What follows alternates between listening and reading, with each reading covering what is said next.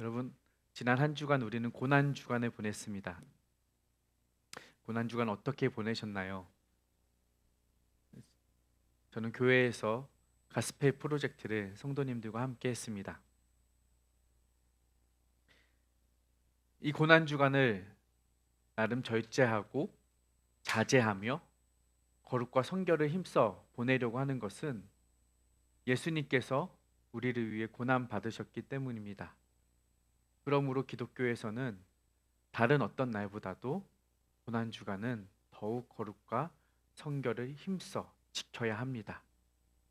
여러분들의 삶이 그러하셨으리라 믿습니다. 꼭 그러지 못하셨으면 오늘 예배를 통하여 더욱 회개하시고 앞으로는 거룩과 성결을 위해 힘쓸 것을 다짐하시기 바랍니다. 그것이 믿는 자의 본분입니다. 그리고 오늘은 부활주일입니다. 예수님께서 십자가에 죽으셨다가 3일 만에 부활하신 날입니다. 기독교에서 왜 이렇게 고난 주간과 부활 주일까지를 힘써 지키느냐? 그것은 우리 기독교의 의미에서 성경적으로나 교리적으로나 그리고 여러분 각 개개인적으로 이 부활의 의미는 큰 의미와 사건을 우리에게 가져다 주는 것이기 때문입니다. 그 부활로 인하여 우리 또한 죽음에서 다시 사는 부활을 경험하는 개개인의 사건을 누리게 되는 것입니다. 그렇다면 예수의 부활로 말미암아 우리 또한 그 특별한 삶의 변화와 격변을 누리게 되었다면 그 삶의 변화를 누리게 된 그리스도인들은 어떠한 삶을 살아야 하는가? 어떠한 삶을 살아야 하는가? 오늘 본문을 통하여 살펴보기를 원합니다. 오늘 본문에는 부활을 목격한 사람들이 나옵니다. 예수님의 부활을 처음 목격한 여인들이죠. 여인들은 예수님의 죽으심을 슬퍼하며 기념하기 위해서 예수님이 묻히신 그 무덤을 향하여 갑니다. 안식 후 첫날 아침이죠. 걱정을 하며 가죠. 그곳에 큰 돌이 무덤을 막고 있을 텐데 그 큰 돌을 우리의 힘으로 어떻게 옮기지? 누가 옮겨줄 사람이 옆에나 있을란가? 우리가 그 일을 할 수나 있을까? 뭐 이런저런 걱정과 고민 그리고 두려움과 슬픈 마음, 애도의 마음을 안고 무덤을 향해 갔을 것입니다. 그런데 놀라운 일이죠. 예수님은 그 자리에 계시지 않고 그 자리에는 누가 앉아 있었느냐? 천사가 앉아 있었습니다. 본문 6절 이렇게 기록이 되어 있습니다. 청년이 이르되 놀라지 말라. 너희가 십자가에 못 박히신 나사렛 예수를 찾는구나. 그가 살아나셨고 여기 계시지 아니하니 보라 그를 두었던 곳이니라. 이 여인들은요 분명히 예수님이 죽으셨던 현장에서 예수님이 죽으시는 장면을 자신들의 두 눈으로 똑똑히 보았던 사람들이에요. 누가 보아도 예수님은 죽으셨습니다. 십자가에 달리셨고 옆구리에는 창이 찔리셨고 모든 물과 피를 쏟으셨으며 다 이루었다 하고 숨을 거두셨습니다. 그 죽음은 누구도 부인할 수 없는 사실이었어요. 그런데 지금 천사가 하는 말은 죽으셨던 예수님이 다시 살아나셨다라고 말을 하는 거예요. 여러분, 예수님이 살아나셨다는 것은 무슨 의미입니까? 그분이 죽음을 이기셨다는 의미예요. 그분이 죽음의 권세를 다스리시는 분이라는 거예요. 그러므로 그분은 죽음으로 가둘 수도 없고 무덤 안에 갇힐 수도 없다는 의미이죠. 그 말은 곧 우리에게 적용하면 뭐가 됩니까? 우리는 죄로 인하여 죽을 수밖에 없게 된 자들이에요. 그런데 그분이 죽음을 다스리시는 분이라면 그분은 우리의 죽음조차도 다스릴 수 있다는 분이 되는 것이고, 그러므로 말미암아 우리는 그분의 능력으로 우리 또한 다시 살게 된다는 거예요. 죄의 삭은 사망이지만 그분의 능력으로 말미암아 우리는 사망의 권세에 갇히지 않고 생명으로 옮겨진다는 의미인 것이죠. 그분이 우리의 구원자 되신다는 의미입니다. 할렐루야. 이것이 부활의 의미입니다. 그것이 부활이 여러분에게 주는 놀라운 사건이에요. 여러분, 그러면 여러분은 예수의 부활로 말미암아 지금 다시 사신 것입니다. 이 사실이 여러분 안에 믿어지시길 축복합니다. 그렇다면 놀라운 사실은 여러분은 죄로 인하여 죽을 수밖에 없었어요. 죽었었어요. 그런데 다시 살게 될 비밀을 얻게 된 것이잖아요. 여러분 생각을 해보십시오. 죽을 수밖에 없는 사람이 다시 살게 되었습니다. 그 죽을 수밖에 없는 사람이 그 죽음을 고칠, 자신의 병을 고칠 놀라운 비밀을, 치료제를 발견한 것입니다. 어떻게 하시겠습니까? 침대에 누워 있었어요. 의사의 진단은 곧 죽습니다였어요. 그런데 다시금 소식을 전해 듣습니다. 당신의 병을 고칠 치료제가 발견이 되었습니다. 살 수 있습니다. 살아난 거예요. 어떻게 하시겠어요? 그냥 침대에 누워 계시겠어요? 아이고 감사하네. 아니잖아요. 내가 살아난다고? 내가 살 수 있다고? 내가 죽지 않아도 된다고? 너무 기쁘지 않으시겠어요? 너무 행복하지 않으시겠어요?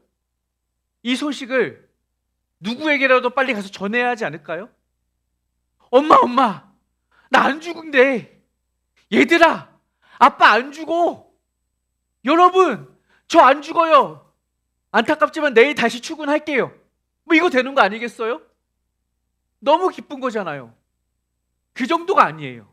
누구도 고칠 수 없는 그 희귀병을 고칠 치료제가 발견되었다면, 코로나를 완치할 수 있는 그 치료제가 발명이 되었다면, 그것은 의학계든 뭐 신문사든 어디 뭐 네이처 잡지든 가서 알려야 되는 거예요. 여러분, 이것을 고칠 치료제가 여기 있습니다.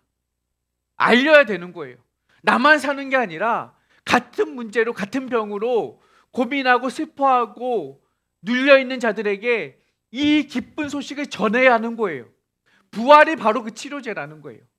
죽을 수밖에 없었던 우리를 살렸던 그 예수의 부활의 능력이 우리 안에 주어졌다면 그것을 우리만 갖고 누리고 있는 것이 아니라 가지고 나가서 전해야죠. 그러니까 천사가 말하는 건 뭐냐면 이렇게 말을 하는 거예요. 7절에. 7절 좀 보여주세요. 함께 읽겠습니다. 시작.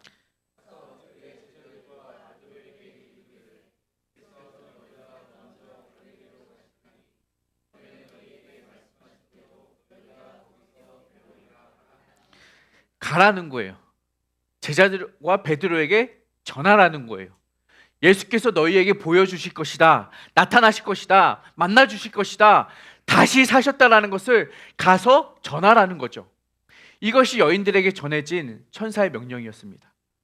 가만히 있지 마라. 가서 사람들에게, 제자들에게 알려라. 그런데 여인들의 반응을 봅시다. 8절입니다. 8절 없어요? 오늘 본문 읽었어요. 아예 없어요? 제가 읽을게요. 여자들이 몹시 놀라 떨며 나와 무덤에서 도망하고 무서워하여 아무에게 아무 말도 하지 못하는지라. 다시 한번. 여자들이 몹시 놀라 떨며 나와 무덤에서 도망하고 무서워하여 아무에게 아무 말도 못하는지라. 가라, 전하라. 그런데 아무에게 아무 말도 하지 못하는 꿀먹은 벙어리와 같이 변해버린 여인들의 모습을 우리가 봅니다. 얼마나 두려웠을지 이해도 돼요. 얼마나 놀랐을지 상상도 돼요. 얼마나 믿어지지 않을지도 이해는 돼요. 그들은 분명히 죽음을 보았는데 이틀 만에 3일 만에 다 살아나셨다고? 말이나 되는 소리야? 라고 의심했을 수도 있어요. 그들의 마음과 상황은 우리는 알 수 없지만 결과는 뭐예요? 그들은 전하지 못했다라는 거예요. 여러분, 그러나 그들의 상황을 이해할지라도 우리는 분명히 압니다. 그들의 의지와 상관없이, 그들의 감정과 상관없이 이 사건은 전해져야만 했던 것입니다. 그러나 이 여인들은 그러지 못하고 있어요. 그러면 그것으로 끝인가? 이 사실은 그냥 무덤에 갇힌 채로 그냥 그 비밀로 멈추어져 있을 것인가? 아니요. 사실 이 여인들은 이후에 가서 전했습니다. 전해졌습니다. 똑같은 사건을 기록하고 있는 누가는 24장에서 이렇게 기록을 하고 있습니다. 무덤에서 돌아가 이 모든 것을 11사도와 다른 모든 이들에게 알리니. 누가는 말해요. 이 여인들이 이후에 가서 알렸다는 거예요. 아마 시간이 조금 지체되었든지 뭐 그런 연유가 있었든지 이유가 있었는지는 모르겠지만 후에 가서 전하긴 전했어요. 그런데 마가는 그 일을 기록하지 않은 거죠. 여인들이 가서 전했다는 사실을 기록하지 않았습니다. 마가와 누가의 관점이 달랐던 것 같아요. 그렇다면 왜 마가는 이 여인들이 전했다는, 후에 가서 전했다는 그 사실을 누락시켰느냐 이거죠. 여러분이 일기를 쓴다고 가정을 해봅시다. 혹시 뭐 매일 일기 쓰거나 다이어리 쓰거나 뭐 이런 분이 있는지 모르겠습니다. 혹은 본인의 전기를 지금 기록하시는 위인이 계신지 모르겠지만, 만약에 우리가 일상을 기록하고 내 일생을 기록한다고 가정을 해봅시다. 여러분이 태어나서부터 어느 병원 몇 호 몇 시 몇 번째 베드에서 태어나 간호사 누구누구의 손에 의하여 뭐 이것부터 다 기록을 하실 거예요? 못하죠. 못해요. 여러분의 일생 중에 중요했던 사건들, 나에게 의미 있다고 생각되는 것들을 발췌하여서 뽑아서 기록을 하시겠죠. 그렇지 않겠어요? 내가 상 받은 거, 그렇죠? 내가 지금의 나의 배우자를 만난 그 특별한 사건들은 조금 더 자세히 기록을 하겠지만 그 외에 중요치 않았던 첫사랑 이런 거는 기록해서 무엇하겠습니까? 그렇죠? 남겨놓지 않는 게 서로에게 좋은 것 아니겠습니까? 마가 또한 그랬을 거예요. 이 예수님의 사건을 기록하는 데 있어서 마가는 중요하게 생각하는 것이 있었던 거예요. 그러니 그 앞에 필요 없는 것들은 삭제한 거예요. 굳이 적지 않은 거예요. 그럼 뭐냐? 마가의 의도는 뭐냐 이거죠. 마가는 마가복음 전체를 통하여 자신이 전하고 싶었던 메시지가 있었어요. 그것은 마가복음 1장 1절에서부터 기록이 되어 있습니다. 뭐냐? 하나님의 아들 예수 그리스도의 복음의 시작이라. 이것이 1장 1절이에요.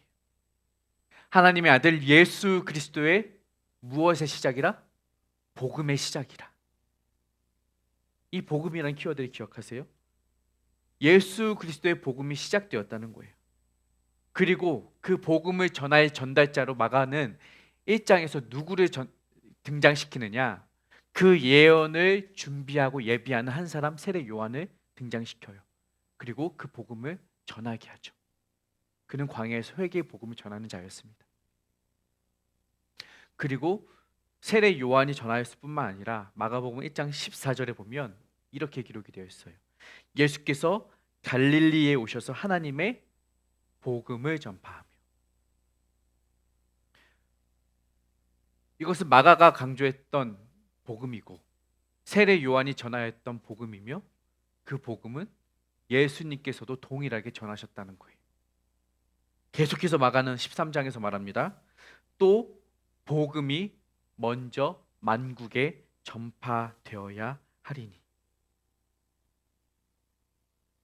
마가는 이 복음이 전 세계에 전해져야만 한다고 마가복음 중간에 또 한 번 강조하고 있는 거예요. 잊을까봐 우리가. 그리고 16장 15절 또 말합니다.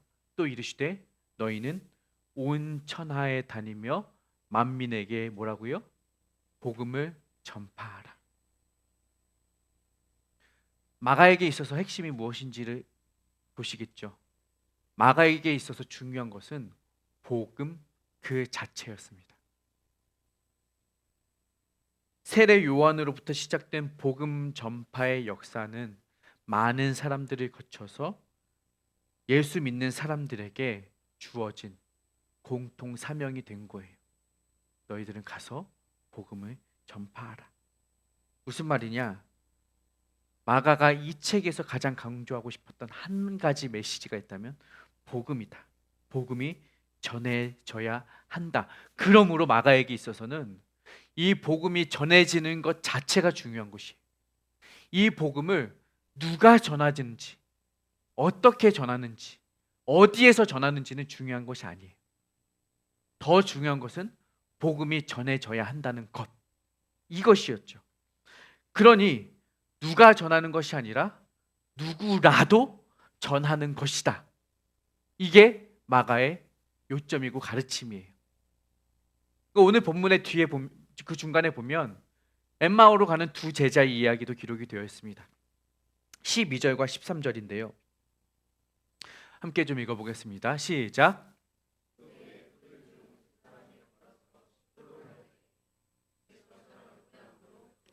나타나시니 두 사람이 가서 남은 제자들에게 일리었으되 역시 믿지 아니하니라. 두 사람이 예수님을 만난 사건이에요. 그런데 이 동일한 사건을 누가는 또 어떻게 기록을 하느냐? 마가가 단 2절로 기록한 이 본문을, 이 사건을 누가는 22절에 거쳐서 이야기합니다. 어떻게 어디서 예수님을 만났고 그들의 신분이 무엇이며 예수님과 어떤 대화를 나눴고 그래서 그들은 예수님을 알아보지 못했는데 가서 밥을 먹다가 빵을 먹다가 떡빵을 먹고 나니 눈이 밝아서 예수님인지 알게 되었고 그 이후에 어떻게 되었고 구구절절히 설명해요. 그런데 마가는 뭐라고요? 단 2절. 왜요? 그 나머지 이야기는 중요한 게 아니에요. 뭐냐? 복음이 전해졌고 들려졌다는 것. 그것 하나를 강조하고 싶었던 것입니다. 그러니 누구를 통해서든지 어떤 상황에서든지 어디에서라든지 복음은 전해져야 한다. 이것이 마가가 우리에게 주는 메시지인 것이죠. 그 결과 어떻게 돼요? 마지막 절 16장 20절 이렇게 기록이 되어 있습니다. 시작. 제자들이 나가 두루 전파할세 주께서 함께 역사하사 그 따르는 표적으로 말씀을 확실히 증언하시니라. 결국 그 제자들이 가서 세상에 나가 두루 복음을 전하는 것입니다.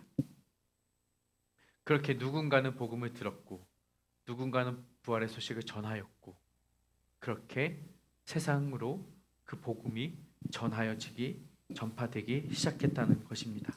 그리고 그 입에서 입을 거쳐서 사람에게서 사람을 거쳐서 그 복음이 2000년을 흘러 저와 여러분에게까지 들려지게 되었다라는 거예요. 누군가의 복음 전파의 사명을 통하여 말입니다. 이처럼 복음을 들었다면 그것은 반드시 들려져야 합니다. 복음은 멈추어서는 안 되고 정체되어서는 안 되고 갇힐 수도 없고 그것은 우리의 입을 통해 우리의 삶을 통해 누구에게든지 누구라도 어디에서든지 어디까지라도 복음은 전파되어야 하는 역동적인 메시지라는 사실이에요.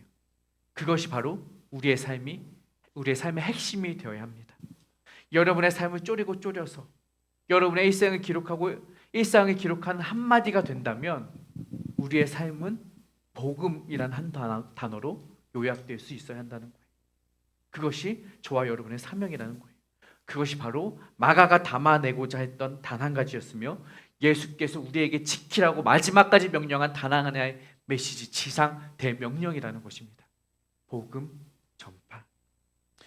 그러므로 이 복음의 전파는 어떤 누구에게 특별하게만 주어진 특별한 사명이 아니라는 것이죠. 누구라도 이 복음으로 말미암아 죽음에서 생명으로 옮겨지는 특별한 치유와 부활을 경험한 사람이라면 모두에게 동일한 사명이 주어졌다라는 거예요. 우리는 모두 이 부활의 증인으로 살아가야 합니다. 오늘 노방전도를 나갑니다. 이 본문을 설교할 계획조차 없었던 올 초에 우리 교역자들과 AT를 가서 올 한 해 계획을 세웠습니다. 그때 우리가 했던 이야기는 부활절에 뭐 할까? 부활절에 전도 나갑시다. 그런 계획을 세워놨어요. 그런데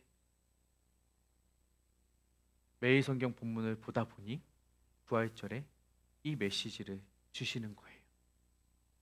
우리가 부활절에 전도를 나가야 할 이유와 명분을 오늘 본문이 우리에게 명확하게 제시해 주고 있습니다. 오늘 우리의 그 발걸음이 2000년 전에 그 복음과 부활을 선포하였던 여인들과 두 제자와 또 12제자들의 그 마음과 발걸음으로 세상으로 나아가기를 소망합니다. 같은 마음으로 우리 복음을 전파합시다.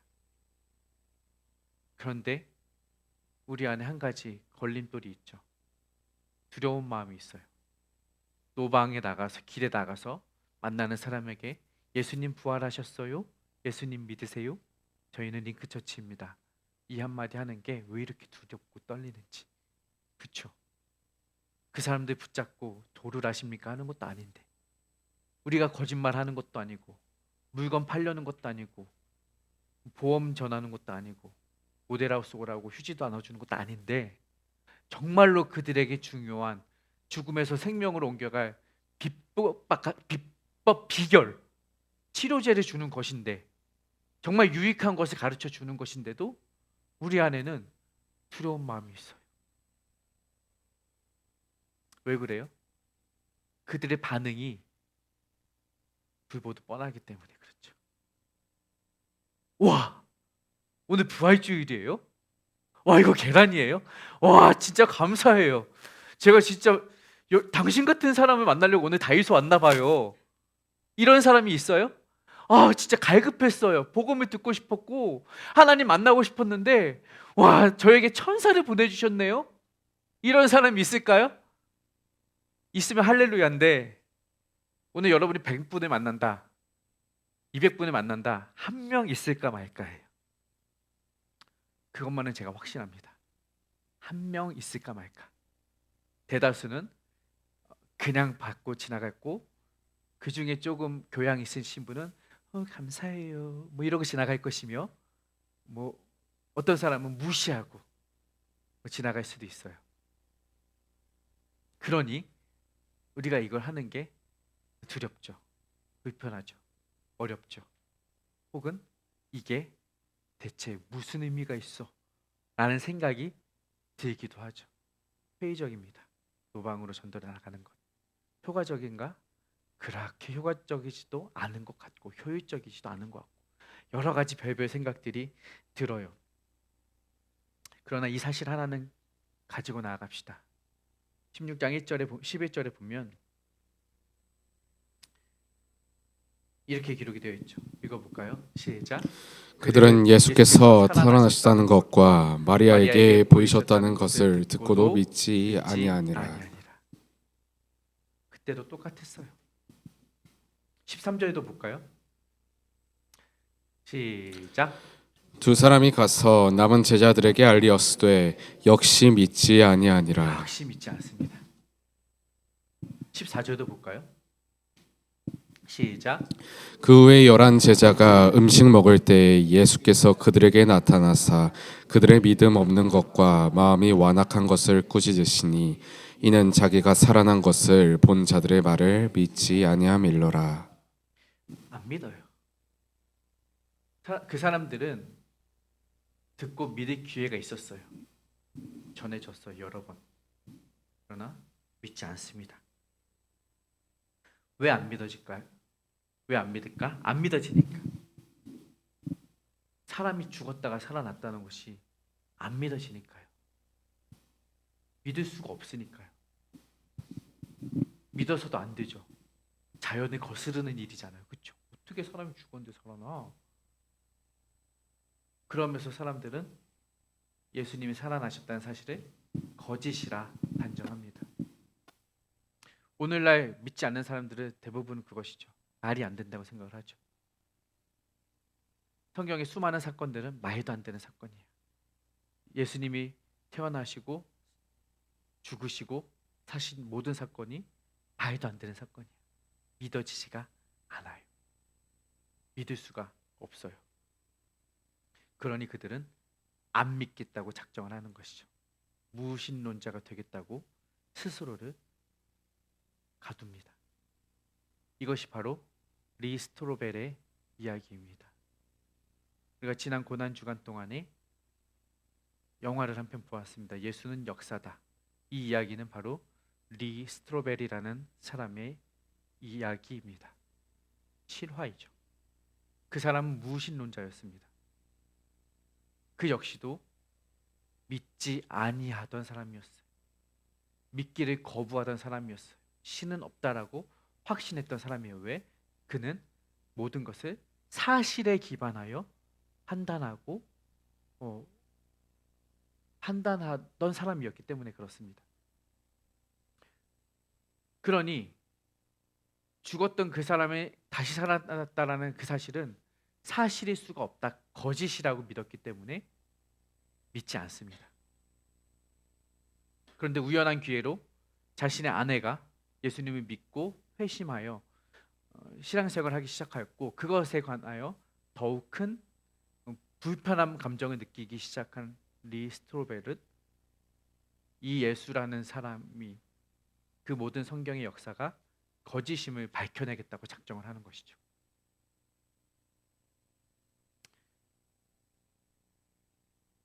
그렇게 그는 그 일을 시작합니다.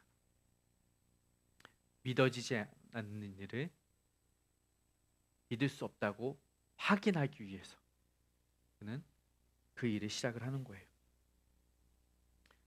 우리가 만나는 사람들이 그럴 거라는 거죠.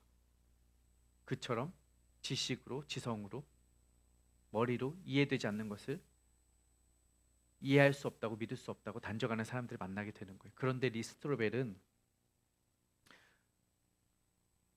자신이 믿기 싫어하는 그 사실을 확인하기 위해서 예일대학교 법학과를 나온 자신의 지성을 활용하여서 신문사 기자라는 자신의 지위를 활용하여서 예수가 허구임을 파헤치기 시작합니다. 그런데 그 사실을 파헤치면 파헤칠수록 관련된 성경학자, 관련된 역사학자, 관련된 심리학자, 그리고 관련된 의사까지를 탐문하며 조사하며 인터뷰하며 알게 된 사실은 그것이 허구가 아니라 그것이 진실임을 확인하는 것밖에 할 수 없었습니다.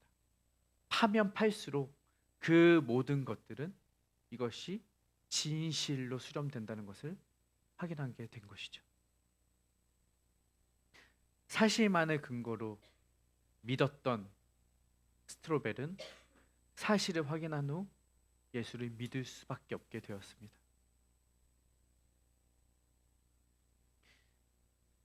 여러분, 예수의 부활은 사실입니다.